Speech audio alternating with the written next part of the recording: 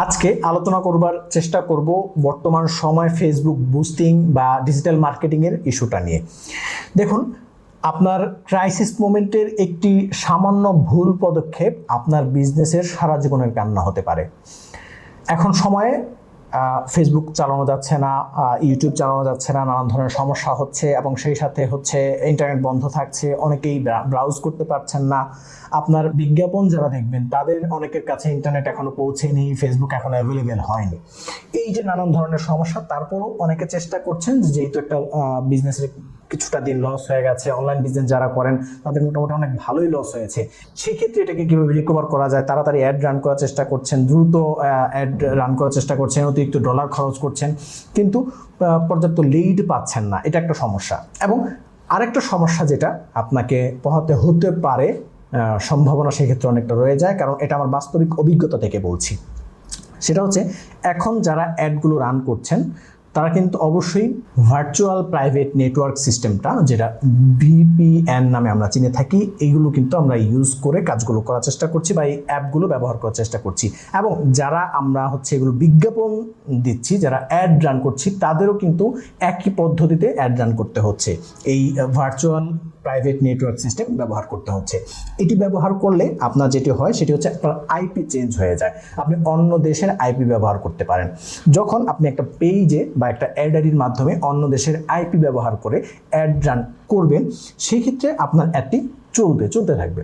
কিন্তু পরবর্তীতে যখন আপনি এই একই পেজে বা একই অ্যাড অ্যাকাউন্টের মাধ্যমে আপনি বাংলাদেশের আইপি ব্যবহার করে, বাংলাদেশের যেই নেটওয়ার্ক আইপি রয়েছে সেটি ব্যবহার করে অ্যাড রান করতে যাবেন, তখন আপনার পেজ এবং হচ্ছে আপনার যে অ্যাড ম্যানেজার, দুটোই কিন্তু সমস্যা হবে। এবং এটি কিন্তু আমি মন গড়া কোনো কথা বলছি না, এটি আমার নিজের পরীক্ষিত একটি কথা বলছি, যেটির মাধ্যমে আমি কিন্তু 2020 সালে একাধিক পেজ হারিয়েছি, একটি দুটি নয়, মোটামুটি সেটির পর্যায়ে 5 থেকে 7টি পেজ বা 10টি পেজের মতো হতে পারে। ভিন্ন আইপি ব্যবহার করে অ্যাড ম্যানেজার, ভিন্ন আইপির অ্যাড ম্যানেজার ব্যবহার করে আমি সেগুলো অ্যাড রান করার কারণে পেজ এবং হচ্ছে সেই সাথে আমার অ্যাড অ্যাকাউন্ট দুটি কিন্তু সাসপেন্ড হয়ে গেছে। এবং এই সাসপেন্ড কিন্তু পরবর্তীতে রিকোয়েস্ট করে কোনোভাবে ফিরিয়ে আনা সম্ভব হয় না বা যায় না, কারণ তারা আপনার লোকেশন হিসাবে ট্রেস করে যে আপনি এক জায়গায় লোকেশনে আপনি হচ্ছে অ্যাড রান চলতেছিল, হঠাৎ করে আপনি আরেক জায়গায় চলে এসেছেন, এটা কিন্তু হতে পারে না। এই না হওয়ার সম্ভাবনা থেকেই কিন্তু এই অ্যাডগুলো নিয়ে সমস্যা হয়ে থাকে স্বাভাবিকত। সুতরাং যারা এখন এই ভার্চুয়াল প্রাইভেট নেটওয়ার্কটি ব্যবহার করে অ্যাড রান করছেন, তারা অবশ্যই সতর্ক থাকবেন যে এই ধরনের সমস্যায় আপনার ভুগতে হবে কিনা। আমি আমার দিক থেকে আমার ক্লিয়ারেন্সটা আপনাকে দিলাম যে এই ধরনের সমস্যা আমি পড়েছি, আপনি পড়বেন কি পড়বেন না সেটা আমি বলছি না, যদি পড়ে যান সেক্ষেত্রে কিন্তু আপনার পেজ এবং অ্যাড ম্যানেজার দুটি হারানোর সম্ভাবনা রয়েছে। তো এই ধরনের সমস্যা থেকে বাঁচতে আমি বলবো যে সাময়িক যেহেতু আমরা একটা সমস্যার মধ্যে আছি, আমরা যেহেতু একটা ক্রাইসিস মোমেন্টে আছি, এই ক্রাইসিস মোমেন্টটাকে আমরা পার করার জন্য একটু ধৈর্য ধরতে হবে। আমাদের বিজনেসটাকে পরবর্তীতে আমরা আর কীভাবে ভালোভাবে রান করতে পারি সেই প্ল্যানিং এই সময়টাতে আমরা করতে পারি, যে সম্পর্কে অলরেডি একটা ভিডিও আমি দিয়েছি আপনাদেরকে।